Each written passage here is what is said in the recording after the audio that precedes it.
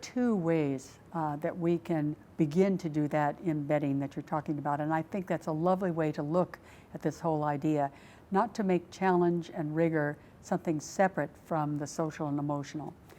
So it's a very, very good way to think about this. The obvious first place, I think, is to look at reading and literature in what we're doing. And what we'll do is choose some text that deals with an issue that is impacting gifted learners.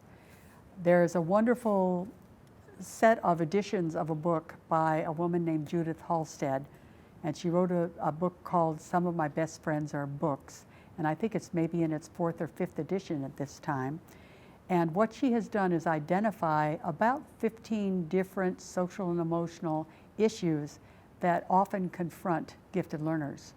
And I love her list, and then I love what she's done with her book, which is to annotate books at all reading levels from pre-K through 12 that deal with a protagonist or a plot that really looks and confronts some of these issues.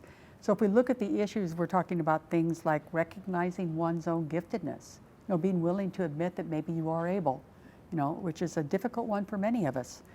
Self-identity, taking risks, dealing with bullying and intolerance, perfectionism, big one, lots of books on that. The challenge of being smart and caring at the same time, appreciating other people's gifts, friendship, how do you make friends and how do you keep friends, especially if you see differences yourself in that kind of relationship. Looking at issues, now it doesn't sound social emotional, but I think there is an emotional part of that, and that would be racism, discrimination, and the other side of that, getting along with others, right? So that's confronted in much of our literature. Honesty, right? Using one's ability, using it appropriately, doing the right thing. Now we're talking about ethics and morality here.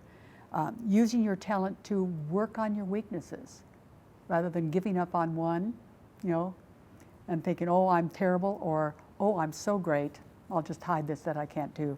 But using your talent to improve your weaknesses. Teamwork, learning to work as a part of a team. And finally, overcoming obstacles.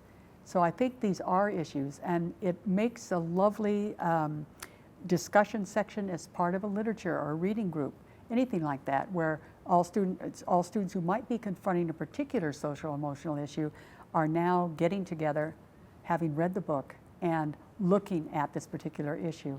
Teachers are led through this book. The first half of the book deals with bibliotherapy, and no, we're not going to change their psychological outlooks on things, but we can perhaps through literature give them some role models that they might consider using the next time they're confronted with one of those issues.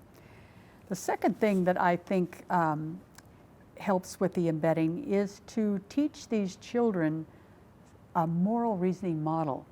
And the one I look at is the Kohlberg moral reasoning model.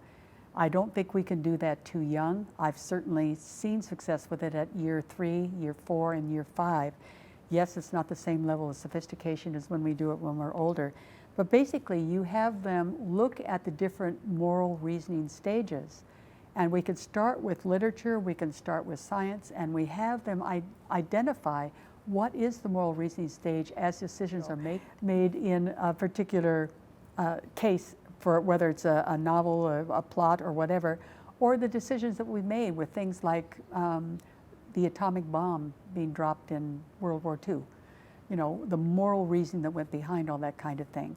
And from there, I think the next step for them, once this model is kind of a part of their thinking, is that you'll see a lot of self-reflection on their part, which is sure to help with the social and emotional issues that they confront and the decisions they'll be asked to make over the course of their lifetimes.